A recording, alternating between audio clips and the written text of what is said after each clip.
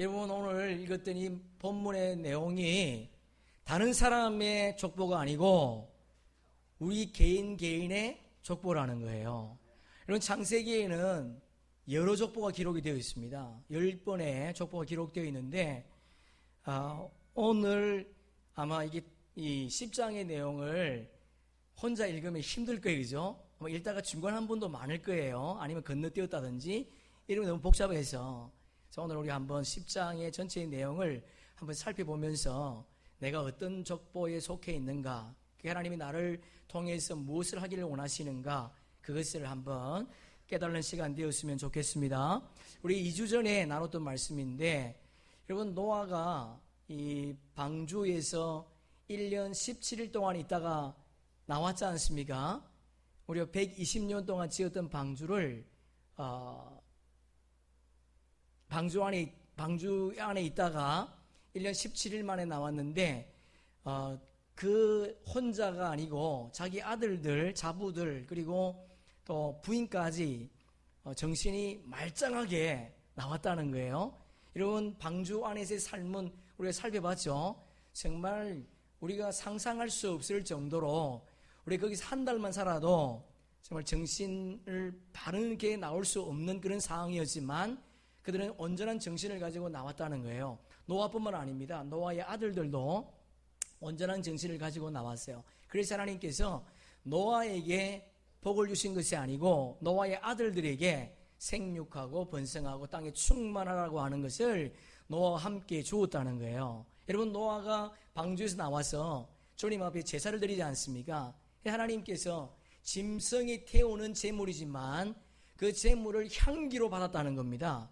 마음의 중심을 받았다는 거지요. 여러분, 노아가 그렇게 아주 완벽한 하나님의 사람으로 등장을 했습니다. 우리가 알고 있는 것처럼. 여러분, 그는 하나님께서 방주를 지으라고 할 때에 무려 120년 동안 자기의 생각이 아니고 주님이 허락하신 설계도대로 한치의 오차도 없이 완벽하게 지었다는 거예요. 그런데 그가 나와서 뭐 하고 있습니까? 포도주를 만들어서 한 잔, 두 잔 하다 보니까 결국 술에 노예가 되었습니다.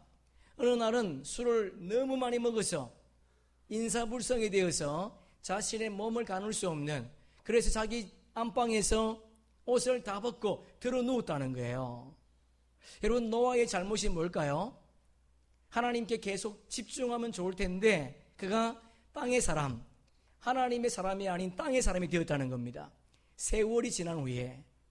여러분, 우리도 세월이 지나면 지날수록 우리는 신앙이 더욱더 좋아질 수 있기를 축복합니다. 그러나 세상이 호락호락하지 않습니다. 세상이 만만치 않습니다. 너무 하나님을 대신할 것이 많아서 하나님보다는 세상을 추구하고 하나님보다는 세상이 더 가까운 시대가 되었다는 거예요. 그럴 때에 우리는 적극적으로 선을 행함으로 노아처럼 실수하지 않기를 소망합니다. 여러분, 함의 실수가 뭐였습니까? 함이 그 아버지의 실수를 덮어주지 못했다는 거예요. 여러분, 노아가 인사불성이었지만 깨어나서 그 사실을 알았다는 겁니다. 인사불성이었는데 그 사실을 알았다는 거지요. 여러분, 노아가 함을 저주하지 않고 누구를 저주하는가요? 그의 넷째 아들 가나안을 저주했다는 겁니다. 예언적 저주라고 말씀드렸죠. 예언적 저주. 함에게 흐르고 있는 성적인 그런 잘못된 본능이 가나안에게도 흐르고 있더라는 거예요. 그래서 노아는 빨리 함에게 너의 저주를 끊어서 너의 저주가 자식에게 내려가지 않도록 하라는 거지요. 그럼에도 불구하고 함은 기도하지 않습니다. 그래서 그 저주가 결국 가나안에게 임했습니다. 그래서 가나안 땅을 다 빼앗기고 가나안 땅을 빼앗을 때에 가나안 족속이 다 죽었습니다. 살아남은 자는 거짓말로 살아남았지만 그들은 야벳과 그리고 셈의 종이 되었다는 거예요. 그래서 우리는 우리 속에 흐르고 있는 저주가 있어요. 여러분, 예수 믿으면 그 저주가 끊어질 줄로 믿습니다. 나의 잘못된 기질들, 나의 잘못된 성격들이 여러분 자녀 속에서 보인다면 여러분 먼저 끊으세요. 그리고 그 자녀가 나의 잘못된 기질을 담지 않도록 기도할 수 있기를 주님의 이름으로 축복합니다. 오늘 10장은 족보를 기록하고 있습니다. 1절에 보니까 홍수 이후에 셈과 함과 야벳의 족보라 그렇게 되어 있죠. 여러분, 홍수 이후에 족보를 기록하면서 2절부터 5절까지가 야벳 족속에 대해서 먼저 족보를 기록하고 있습니다. 야벳은 유럽을 중심으로 한 백인들의 선조거든요. 그들을 먼저 소개하고 있어요. 여러분, 야벳이 받은 복이 뭐였습니까? 여러분, 창세기 9장 27절 한번 펴보세요. 창세기 9장 27절. 여기 보면 두 가지 복을 받지 않습니까? 첫째는 야벳을 창대하게 하사, 하나님께서 야벳을 창대하게 했다, 그렇게 되어 있습니다. 여러분, 우리는 5대양 6대주 속에 있지 않습니까? 지도를 한번 올려보세요. 여러분, 5대양 6대주인데 아시아, 유럽, 그리고 오세아니아, 북아메리카, 남아메리카, 이 중동은 서아시아죠. 예? 그러니까 이쪽이 지금 중동 지역, 이쪽이 지금 요 우쪽은 야벳 족속이고 요 중간 지점은 셈 족속이고요. 요 아프리카 이쪽은 함 족속입니다. 보세요. 요 야벳 족속 유럽인데 유럽 족속은요 아시아의 4분의 1도 되지 않습니다. 4분의 1도 되지 않는 유럽이 우리가 알고 있지만 역사 속에서 위대한 역사를 낳았고 지금도 위대한 역사를 이루고 살아가고 있다는 거예요. 그래서 하나님께서 창대하게 하사 그 일이 그대로 이루어지고 있는 것을, 또 이루어진 것을 우리가 역사를 통해서 보고 있지요. 두 번째 복이 뭡니까?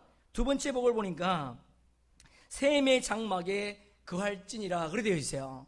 여러분, 셈은 영적인 복을 받았지 않습니까? 그러니까 야벳도 영적인 복을 받을 수 있다는 겁니다. 셈 안에 거하면. 그래서 야벳 족속이 엄청난 영적인 복을 받았습니다. 우리가 알고 있는 것처럼 사도 바울은 셈족이죠. 사도 바울이 1차 선교를 아시아에 합니다. 아시아에. 여기 중동지방 터키 지역을 중심으로 선교를 하지 않습니까? 2차 선교도 마찬가지였습니다. 2차 선교도 아시아 쪽으로 가려고 했지만 하나님께서 그를 막았습니다. 그래서 유럽 쪽으로 리턴하지요. 그래서 사도 바울이 2차 선교를 유럽에서 복음을 전합니다. 우리가 알고 있는 것처럼 초대교회의 부흥의 역사가 어디에서 일어나고 있습니까? 이방 땅에서 일어나더라는 겁니다. 중세뿐만 아니고 지금도 우리도 물론 유럽을 통해서 복음을 받았지 않습니까? 18세기에는 스폴전 목사님이나 그리고 감리교 창시했던 찰스 웨슬러 같은 분들은 정말 복음의 거장들이었지 않습니까? 그들이 복음 전할 때에 수많은 사람들이 와서 예수 믿고 구원받았습니다. 그들을 통해서 대한민국 땅에도 복음이 전달되었다는 거예요. 그러니까 여러분, 야벳 족속도요 그와 같은 복을, 영적인 복을 누렸다는 거예요. 자, 5절 보세요, 여러분. 5절. 자, 5절 우리 함께 읽습니다. 시작. 이들로부터 여러 나라 백성으로 나뉘어서 각기 언어와 종족과 나라대로 바닷가의 땅에 머물렀더라. 줄 한번 쳐보세요. 바닷가의 땅. 여러분, 유럽 사람들이 바닷가에 머물렀답니다. 우리가 알고 있는 것처럼 유럽뿐만 아니고 세계를 주름잡았던 그리스, 이탈리아, 스페인, 영국, 네덜란드는요 전부 다 바다 주위에 있습니다. 바다 쪽에 있다는 거예요. 그리고 그들이 정복한 땅도 어디에 있는가? 바다 쪽에 있습니다. 우리가 알고 있는 오세아니아주, 그리고 여기가 캐나다인가요? 뉴질랜드, 그리고 북아메리카, 남아메리카를 누가 정복했어요?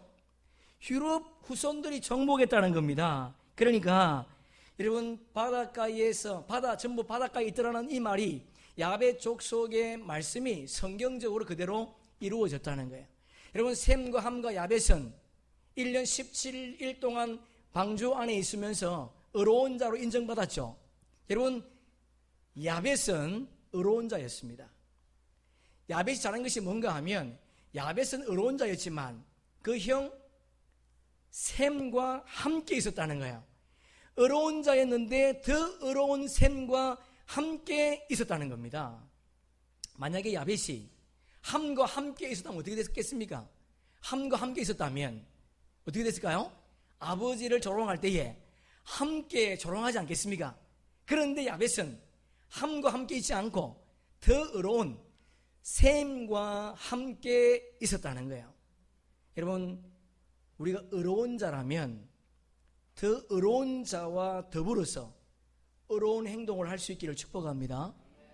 여러분, 우리가 잘 알고 있는 것처럼 기생 라합은 출신이 가나안 백성이에요. 그는 의로운 자가 아니었습니다. 그런데 그는 누구로부터?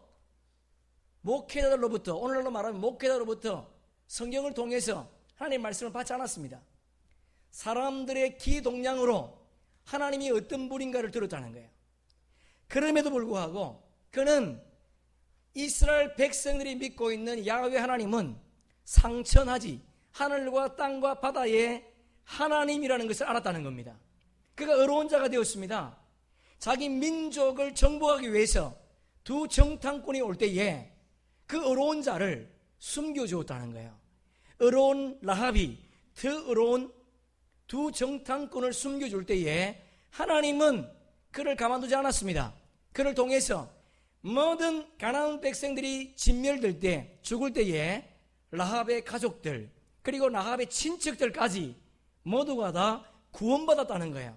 그것뿐만 아니고 그가 예수 그리스도의 족보에 기록되는 역사가 나타났다는 거예요. 여러분, 성경이 뭘 얘기하겠습니까?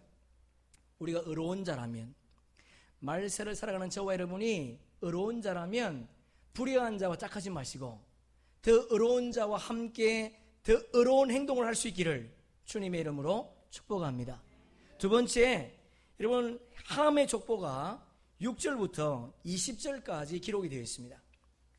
여러분, 함의 족보를 기록하면서 성경이 우리에게 놀라운 것을 소개하고 있습니다. 여러분, 6절부터 함의 족보가 기록되어 있는데, 자, 우리 한번 6절부터 8절까지 우리 함께 읽어보겠습니다. 시작. 함의 아들은 구스와 미스라임과 북과 가나안이요, 부스의 아들은 스바와 하윌라와 삽다와 라하마와 삽드가요, 라하마의 아들은 스바와 드단이며 구스가 또 니무롯을 낳았으니 그는 세상의 첫 용사라. 여러분, 함의 아들들 가운데 세상의 첫 용사가 나왔다는 거예요. 그가 누구냐? 구스의 아들 니무롯이라 그렇게 되어 있습니다.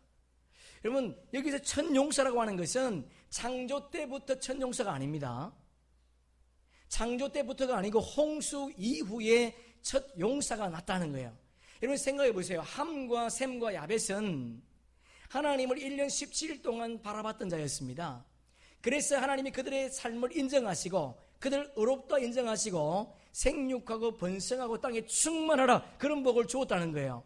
그럼에도 불구하고 함 족속 가운데 용사가 났는데 이 용사가 어떤 용사인가? 여러분, 용사 리무롯은요, 뜻이 뭔가 하면 리무롯, 반역자라는 반역자. 반역자인데 그러면 누구를 반역하는가? 누구를 반역하고 있는가? 자, 우리 9절 자 함께 읽어보겠습니다. 시작. 그가 여호와 앞에서 용감한 사냥꾼이 되었으므로 속담에 이르기를 여호와 앞에 니무롯같이 용감한 사냥꾼이로다 하더라. 여러분, 그 당시에 조금 용감하면 속담에 이르기를 저 사람은 니무롯과 같은 사냥꾼이다, 그런 말이 속담처럼 그 시대에 일컬어졌다는 거예요.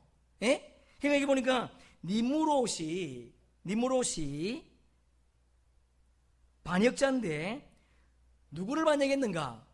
9절에 보니까 뭐라고 되어 있죠? 여호와 앞에서 그랬어요. 여호와의 반역자가 되었다는 거예요. 하나님의 반역자가 되었다는 겁니다. 여러분, 이 용감한이라는 단어 있죠? 용감한, 줄 한번 쳐보세요. 이게 깃보르, 깃보르. 깃보르는 용사라는 뜻도 있지만 적어보세요. 용사. 두 번째, 포악한 자. 두 가지 뜻이 있습니다. 용사와 포악한 자라는 뜻이 있어요. 그러니까 그가 여호와 앞에서 용감한 사냥꾼이 되었는데 알고 보니까 포악한 사냥꾼이래. 그러니까 이런 포악한 사냥꾼이라면 그 사냥꾼이 짐승을 잡아서 사지를 찢는 것이 포악한 사냥꾼이겠습니까? 그렇지 않습니다. 여기서 말하는 짐승을 찢었기 때문에 포악한 사냥꾼이 아니고, 많은 주석가들이 말하기를 니무롯은 사람을 사냥하는 사냥꾼이었다는 거예요. 사람을 죽이는 사냥꾼이었다는 겁니다. 이해가 되십니까? 여러분, 우리 남자들은 무협지 많이 있잖아요, 그죠? 그럼 무협지에 보면 적을 잡으면요, 팔 두 개, 발 두 개를 다 각각 묶고 말을 동서남북으로 매달아 놓고요, 탁 땡기죠, 그죠? 그러면 사지백자가 다 찢어지지 않습니까, 그죠? 그런 사냥꾼이었다는 거예요. 누가? 니무롯이 그런 사람이었다는 것을 지금 성경이 우리에게 고발하고 있는 거예요. 그리고 10절 보세요. 10절, 우리 12절까지 자, 또 한 번 읽습니다. 시작. 그의 나라는 시날 땅의 바벨과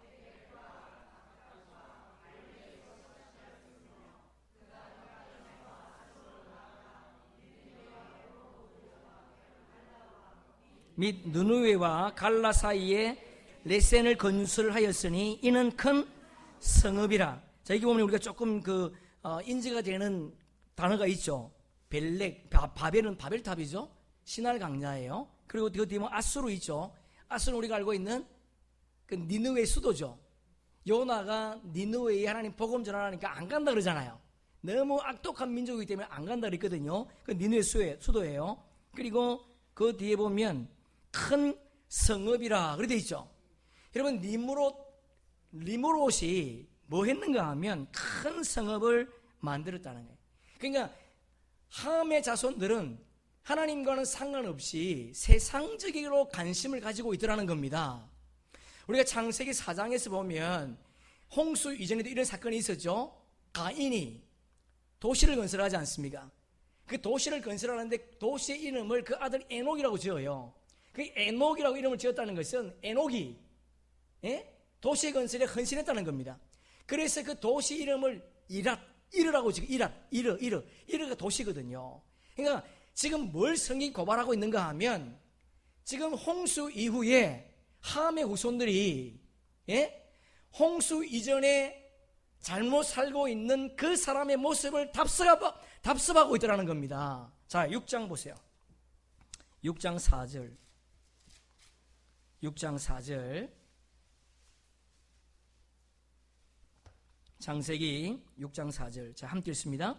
당시의 땅에는 네피림이 있었고 하나님의 아들들이 사람의 딸들에게서 들어와 자식을 낳았으니 그들은 용사라 고대의 명성이 있는 사람들이었더라. 용사, 줄세 용사. 이 깃보루입니다. 포악한 자거든요. 그러니까 네피림, 그 자이언트가 포악한 자였다는 거예요. 이 사람들은 홍수 이전이거든요. 그러니까 지금 함의 후손들이 홍수 이전에 그렇게 세상 사람들이 볼 때는 영웅 호글이었던 것 같은 그런 사람들의 모습을 답습하고 있다는 것을 지금 성경이 우리에게 고발하고 있다는 거예요. 그리고요, 또 본문 돌아오세요. 13절 보세요. 13절, 14절, 우리 두 절을 다시 읽습니다. 시작. 미스라임은 루빈과 아나밈과 르하빔과 납두힘과 바두루심과 가슬로힘과 갑돌림을 낳았으니 가슬로힘에게서 블레셋이, 우리 다 모르겠어요 무슨 말인지. 그런데 하나는 알겠죠. 가슬로힘에서 누가 났다고요? 블레셋이 났답니다. 여러분, 우리가 알고 있는 것처럼 이스라엘 역사에서 가장 적대국이 어디였습니까? 블레셋이었습니다. 그러니까 지금 뭘 말하는 거예요? 한 핏줄, 한 형제임에도 불구하고 세월이 흐르다 보니까 한 형제 한 핏줄 속에서 적들이 나오더라는 겁니다. 여러분, 이건 우리가 충격적으로 받아야 돼요. 우리는 이 땅을 살다가 떠날 수 있습니다. 우리의 후손들이, 내 자녀가 2명이 있습니다. 우리 하영이 하기가 있는데 이들이 한 명은 예수를 잘 믿는데 한 명은 예수를 안 믿었어요. 그래서 결국 후손들에서 서로 적대하는 그 자식들이 원수가 되는 사람들이 나오더라는 겁니다. 뭘 말하는 거예요? 함이 뭘 잘못했다고요? 덮어지지 못했거든요. 여러분, 우리가 이렇게 다른 사람들을 용서하지 못할 때에, 하나님의 사람으로 살지 못할 때에 우리의 가정 속에서, 내 후손 속에서 내 가족의 원수가 나온다는 겁니다.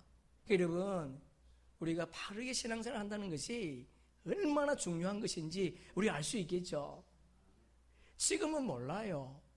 여러분, 우리가 세상을 떠나고 나면 모르지 않습니까? 100년이 지나고 200년이 지나서 그때 우리 자식들이 원수가 된다면 그 얼마나 마음이 아프겠습니까? 그러니까 여러분 중에 아직도 여러분 자녀들이 바른 믿음이 없다면 바른 신앙을 가질 수 있도록 우리의 신앙을 물려주는 그런 은혜가 있기를 주님의 이름으로 축복합니다. 15절 18절 봅시다. 자, 15절 18절 시작. 가나안의 장자 시돈과 헷을 낳고 또 여부스 족속과 아모리 족속과 기르가스 족속과 히위 족속과 알가 족속과 신 족속과 아로와 족속과 스말 족속과 하마 족속을 낳았더니 이후로 가나안 자손의 족속이 흩어져 나아갔더라. 이런 보세요. 흩어져 나아갔다. 줄 한번 쳐보세요. 이 뭐예요? 지금 이스라엘 백성들이 가나안 땅을 여호수아가 정복할 때 모두가 다 진멸됐다는 겁니다. 함의 후손들이 모두가 다 진멸했다는 거예요. 남아있는 자는 종이 되고. 누구의 아들입니까? 노아의 아들이에요. 여러분, 여러분의 자녀들 가운데도 이런 자녀가 나올 수 있다는 거 아니겠어요? 함이 잘못한 것은 잘못을 덮어주지 못하고, 그리고 예언적 저주, 너 아들이 네 똑같은 기질을 담고 있으니까 빨리 너 회개하고 돌아서라고 했지만 안 돌아섰다는 거예요. 여러분, 예언은 가능성이지 않습니까? 우리에게 좋은 예언이든 나쁜 예언이든 그건 가능성이거든요. 좋은 예언이라면 그걸 잘 지켜서 좋은 은혜를 받기를 원하고, 나쁜 예언이 우리에게 주어진다면 그 예언을 끊어버릴 수 있기를 소망합니다. 니누에 멸망할 것이라 여러분 기도했더니 예언이 이루어지지 않았습니다. 히스기야가 죽을 것이라 예언했지만 안 죽었습니다. 여러분, 예언은 가능성이에요. 여러분, 우리에게 만약에 좋은 예언이 주어졌다면 그 붙잡읍시다. 그러나 잘못된 예언을 붙잡고 있다면, 잘못되어 가고 있다면 그것을 끊어버려야 돼. 내 당대에. 그래야 그 잘못됨이 흐르지 않는 거예요. 교회만 출입한다고 좋은 게 아닙니다. 여러분, 우리가 지금 로마서를 보고 있거든요. 로마서가 믿음에 대해서 강조하지 않습니다. 오히려 믿음보다 더 행위를 강조하고 있더라고요. 여러분, 교회만 출입한다고 구원받는 거 아니라는 거 꼭 기억하시고 바르게 주님을 믿을 수 있기를 소망합니다. 32절 보세요. 아니죠. 셈의 족보 이제 세 번이 나오는데요. 여러분, 셈의 족보가 21절부터 31절까지 나오는 거예요, 이게. 셈의 족보. 그런데 참 이상한 게, 여러분, 셈의 족보를 얘기하면서 셈의 조상을 누구를 얘기하는가 보세요. 자, 우리 한번 21절을 함께 읽습니다. 셈은 에벨 온 자손의 조상이요 야벳의 형이라. 그에게도 자녀가 출생하였으니. 여러분, 셈의 조상을 누구로 소개하는가 하면 에벨이라고 소개하고 있습니다. 출처노스 에벨. 에벨이라고 소개하고 있습니다. 그런데 여러분, 셈에게는요, 셈의 아들이 아닙니다. 에벨이. 22절 보세요. 자, 우리 24절까지 우리 정신을 차리고 한번 읽어봅시다. 시작. 셈의 아들은 엘람과 아수르와 아르박삭과 롯과 알람이요, 아람의 아들은 우스와 훌과 게델과 맞으며, 아르박삭은 셀라를 낳고 셀라는 에벨을 낳았으며. 여러분 보세요. 여러분, 지금 셈의 아들이 엘르박삭입니다. 그렇다면 에벨은 셈에게 어떤 족보가 어떻게 되죠? 정손주죠. 맞습니까? 아들의 아들의 아들이잖아요. 아르박삭이 셀라를 낳았죠. 아르박삭이 셈의 아들이거든요. 그 아들이 셀라를 낳았어요. 셀라는 할아버지지 않습니까? 그 셀라가 또 에벨을 낳았거든요. 에벨은 정손주입니다. 정손주임에도 불구하고 셈의 조상이 되었다는 거예요. 왜 그러면 셈의 조상이 에벨인가? 자, 여러분 성경 11장 보세요. 11장에 보면 10절부터 셈의 족보가 기록되어 있습니다. 셈의 족보가 쭉 기록되어 있는데 16절 보세요. 16절 시작. 에벨은 34세에 벨렉을 낳았고 쭉 내려가죠. 그러다가 26절 보세요. 시작. 데라는 70세에 아브람과 나홀과 하란을 보세요. 여기 누가 지금 등장하죠? 아브람. 그러니까 셈의 조상이 누구냐? 아브람의 조상이 누구냐? 셈이라니, 셈.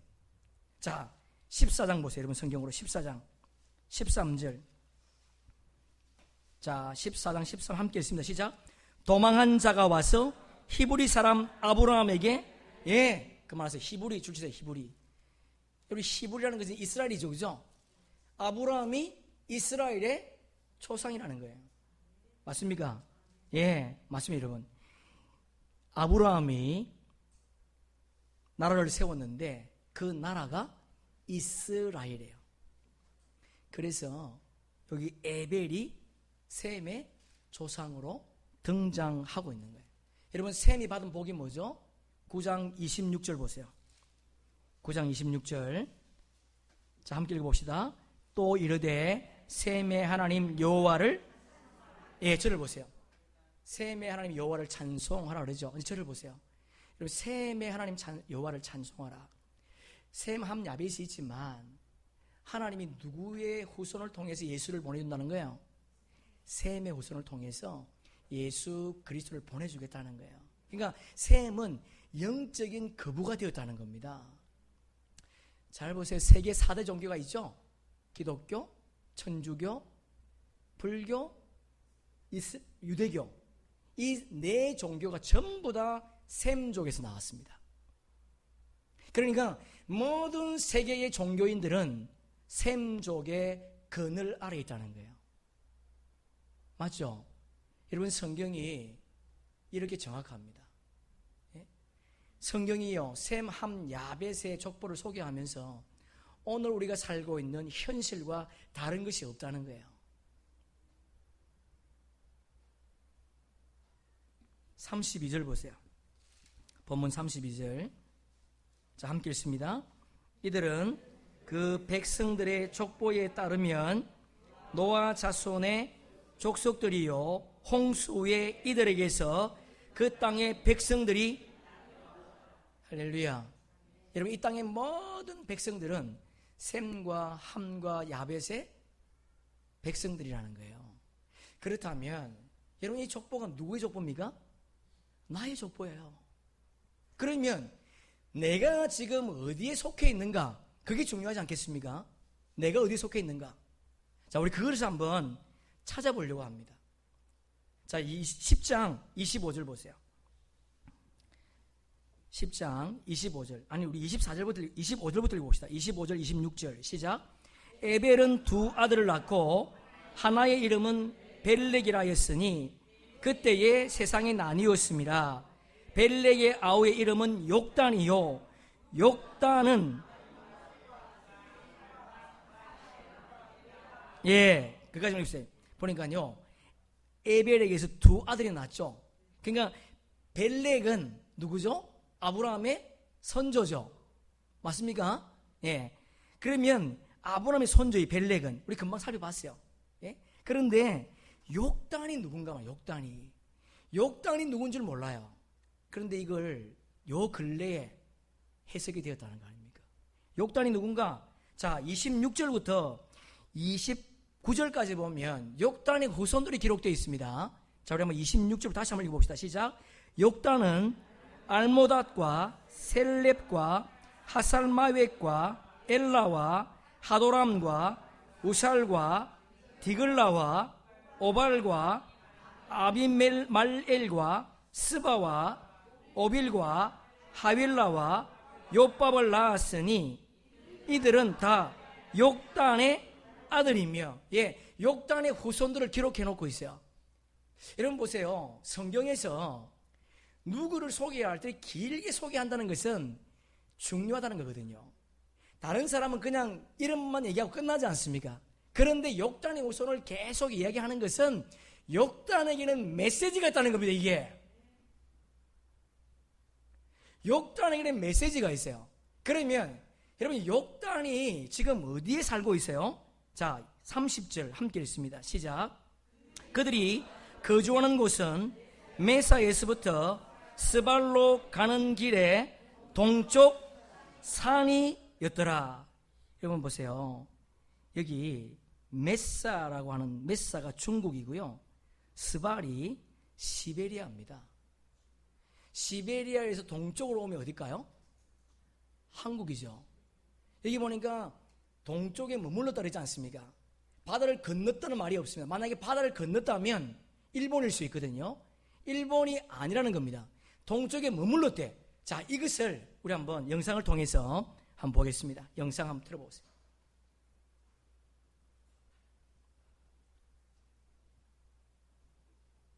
그래서 더 많은 일본 사람들에게 아리랑을 들려주고 싶어 한다.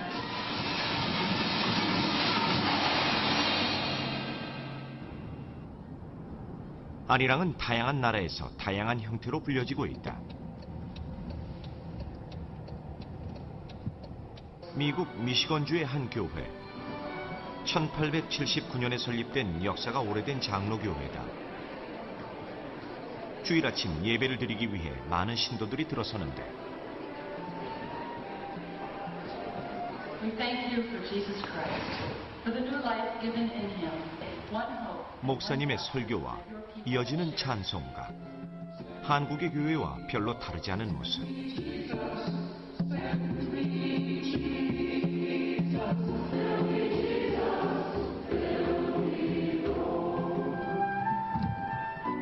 찬송가 229장, 귀에 익숙한 멜로디가 들려온다.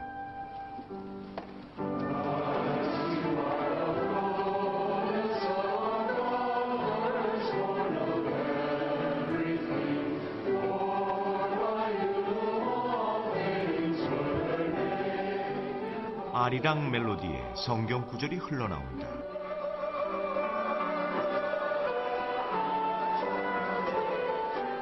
우리 눈에는 낯설고 신기하기만 한데 신도들은 오래전부터 불러온 듯 편안하게 부르고 있다.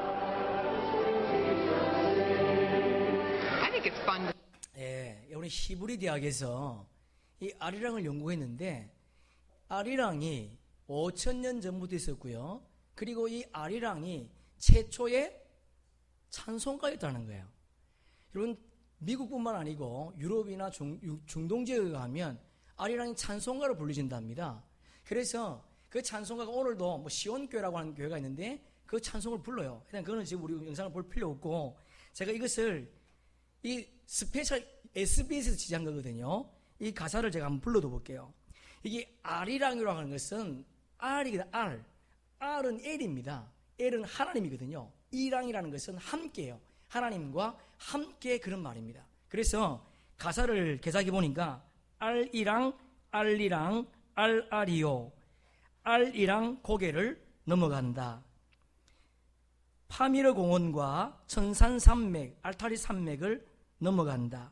알이랑 고개는 대홍수 후 동방으로 올 때에 넘은 고개.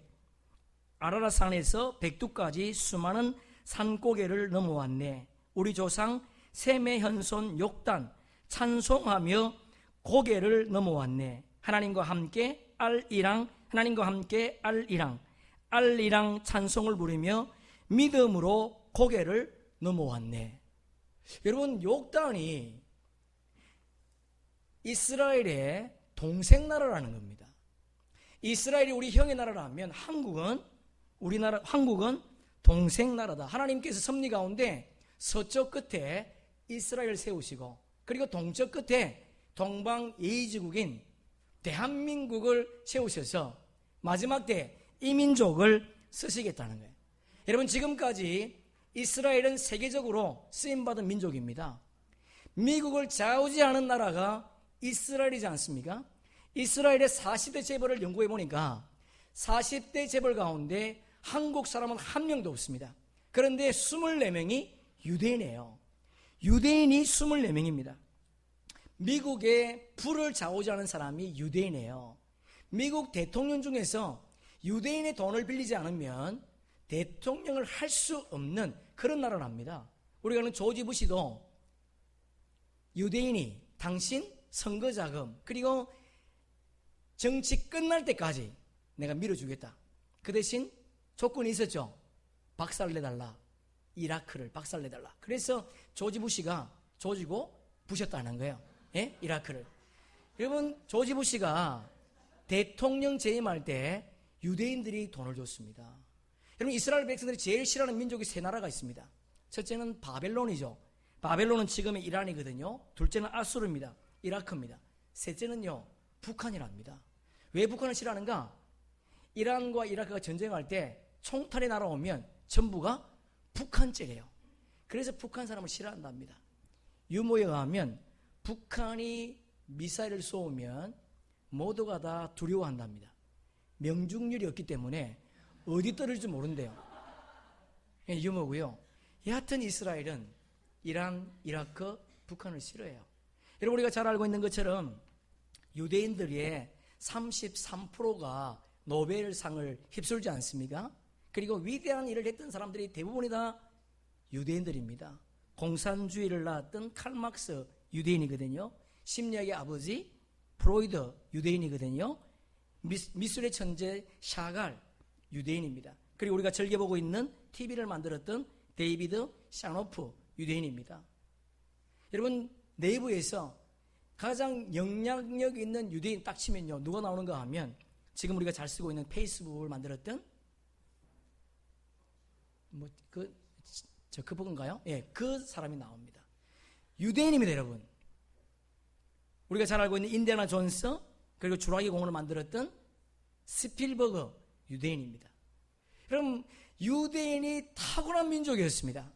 여러분, 놀라운 것은 어떤 분이 책을 써냈는데 유대인과 한국 사람이 공통점이 100가지 넘는다는 거예요. 이 땅에 존재하는 나라가 254개국입니다. 254나라가 있는데 그 나라 가운데 나라의 꽃이 무궁화인 나라는 우리나라와 이스라엘밖에 없습니다. 샤론의 꽃 예수, 그러죠. 샤론이 무궁화예요. 이 땅에서 가장 교육률이 높은 민족이 어디냐? 이스라엘과 한국입니다. 이 땅에서 가장 명석한 두뇌를 가지고 있는 민족이 어디냐? 대한민국이에요. 유럽에서 통계를 했는데 조사를 해보니까 우리나라가 106이고요. 그리고 이스라엘이 105입니다. 그리고 어디죠? 동남아시아는 90이고 아프리카는 70이랍니다. 여러분, 놀랍지 않습니까? 한국은 일본에 의해서, 그리고 이스라엘은 독일에 의해서 역사적인 치욕을 남겼지요. 한국은 일본에 36년, 그리고 이스라엘은 이집트에 430년의 노예 생활을 했습니다. 나라를 빼앗겼습니다. 그런데 더 신기한 것은 여러분, 우리나라가 해방된 것은요 3월 1일입니다. 3.1절. 독립운동 만세를 보니 3.1절이죠. 그게 근거가 됐지 않습니까? 여러분 보세요. 유대인의 6월절이요 민간연으로 3월달입니다. 이게 정말 이게 놀라운 거예요, 여러분. 그리고 우리나라 어른들이 늘 상투하고 모자 쓰죠. 모자를 즐겨 쓰는 민족이 한국과 이스라엘이에요. 흰색을 즐겨 입는 민족이 한국과 이스라엘이라는 거예요. 여러분 보세요. 이렇게 하나님은 하나님의 섭리 속에 우리를 욕단을 통해서 동방에 두었다는 거예요. 탈무드에 보면 아주 재미있는 이야기가 있습니다. 하나님께서 사람을 만드시고 사람을 구워야 되지 않습니까? 구웠는데 실수를 했어요. 너무 불을 많이 떼가지고. 그래서 흑인이 나왔다 합니다. 두 번째는 조심하느라고 불을 약하게 뗐대요. 그랬더니 백인종이 나온 거야. 그래서 하나님이 노하우를 살려서, 두 번의 노하우를 살려서 적당하게 뗐더니 누가 나왔다고요? 항인종이 나왔더니. 그래서 여러분, 유대인 탈무드에 보면 항인종은 하나님의 걸작품이다. 여러분, 이게 탈무드에 기록이 되어 있습니다. 유대인은 하나님의 걸작품이다. 여러분, 잘 생각해 보세요. 항인종. 이스라엘은요, 항인종이 아닙니다. 우리가 거기 있었다면 백인종이죠. 우리는요, 항인종. 이스라엘은 열대지방입니다. 겨울이 없습니다.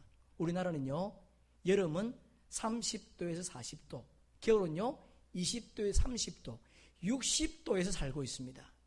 그래서 우리 민족은 항인종인 추운 나라에 가도, 그리고 더운 나라에 가도 잘 살 수 있다는 거예요.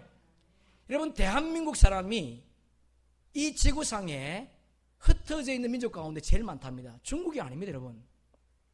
우리나라 사람들이 제일 많은 곳에 흩어져 살고 있다는 거예요. 하나님은 이 땅을 마지막 때에 선교의 대국으로 사용하실 줄로 믿습니다. 여러분, 이런 말하니까 좀 섭섭하죠? 경제의 대국하게 하시지. 여러분, 몰라서 그렇지요. 선교는 그냥 하는 게 아닙니다. 미국이 선교사를 4만 명 파송했어요. 우리 한국은요, 두 번째 제일 많은 선교사를 파송한 나라입니다. 놀라운 것은 우리나라가 선교사 5천 명을 내보낼 때에 이 땅에 1인당 국민 총소득이 5천 불이었다는 거예요. 10,000명을 내보낼 때에 1인당 국민 총소득이 10,000불이었다는 겁니다. 그래서 제가 진짜인가 봐서 제가 네이버를 검색했어요.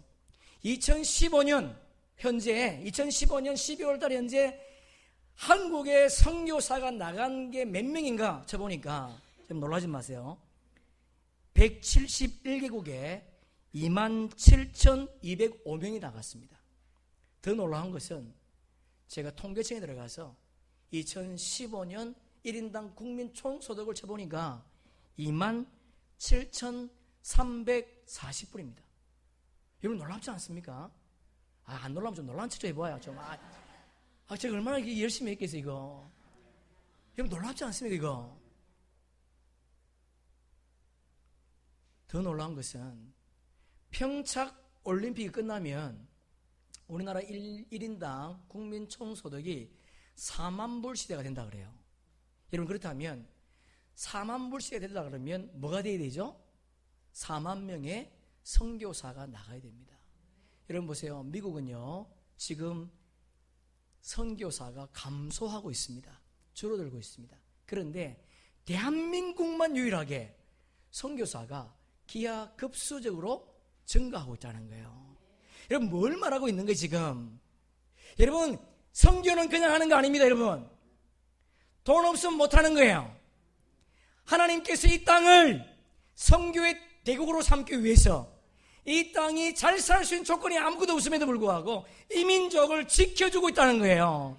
그분의 섭리 속에 우리를 이곳에 두시고 경제의 대국뿐만 아니고 선교의 대국을 만들고 싶어 하시는 주님의 마음이 성경 속에 기록되어 있다는 겁니다.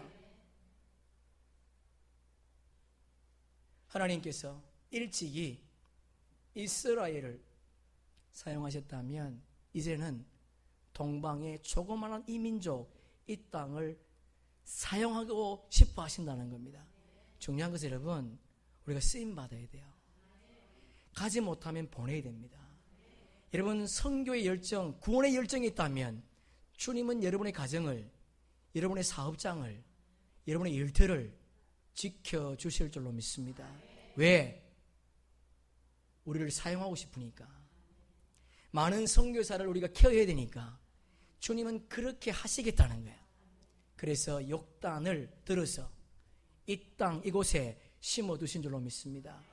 저와 여러분이 욕단의 후예라면 힘들고 어려운 상황 속에서도 하나님을 바라볼 때 주님은 반드시 우리를 세우셔서 우리를 통해서 일하신다고 하는 이 놀라운 사실을 기억할 수 있기를 축복합니다. 그런데 아직도 교회는 나와 있지만 전혀 영혼에 대한 열정도 없고 그냥 교회 나와주는 것이 뭐 잘한 것처럼 하고 있다면 여러분은요, 안 됩니다. 정말 여러분, 절대 안 돼요. 하나님의 가슴을 가지고 하나님의 심장을 가지고 살아간다면 주님은 반드시 세워주실 줄로 믿습니다. 말씀을 정리하겠습니다. 여러분, 창세기는 모세가 3,400년 전에 썼습니다. 신약 성경은요 2000년 전에 기록되어 있습니다. 만약에 하나님의 역사가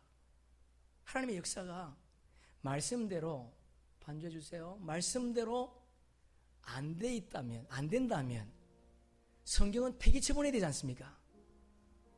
맞습니다, 여러분.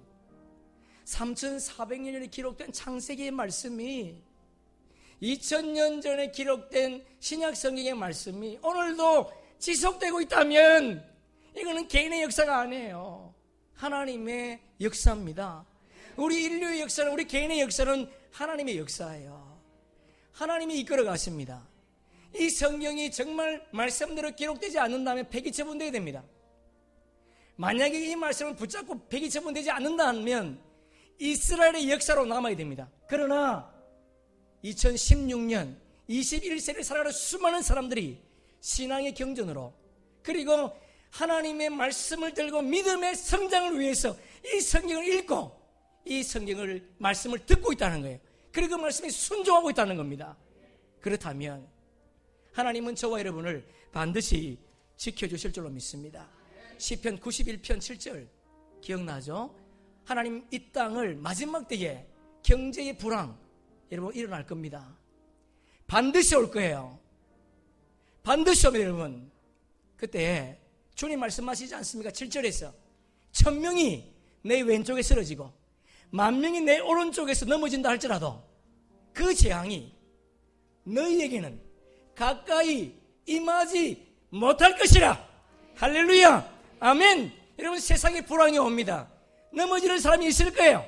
교회를 출입하더라도.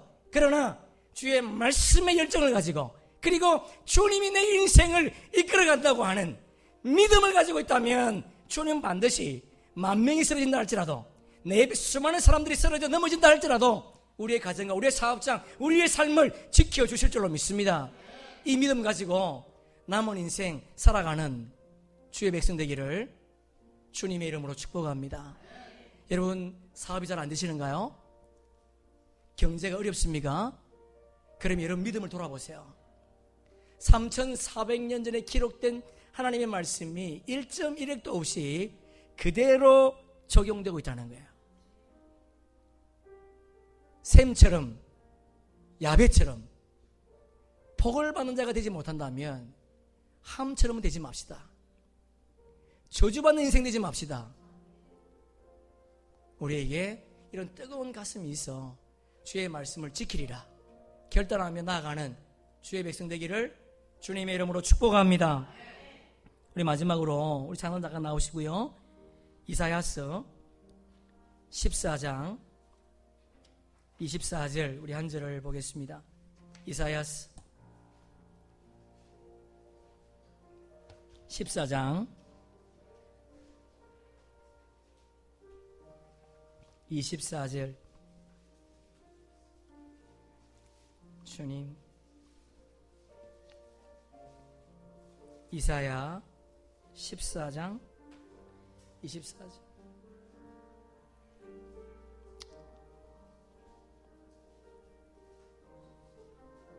구약성경 우리 함께 읽습니다. 시작. 만군의 여호와께서 내가 생각한 것이 반드시 되며 내가 경영한 것은 반드시. 할렐루야, 아멘. 맞습니다, 여러분. 여러분의 경영이 주님 손에 있습니다. 여러분의 길이 주님 안에 있어요. 주님께 우리의 삶을 맞추고 나아갈 때 안 될 것 같지만 되게 하시는 그분을 의지합시다. 그분이 우리 인생의 해답이에요. 우리 한번 찬양하면서 우리 신앙을 한번 고백합니다.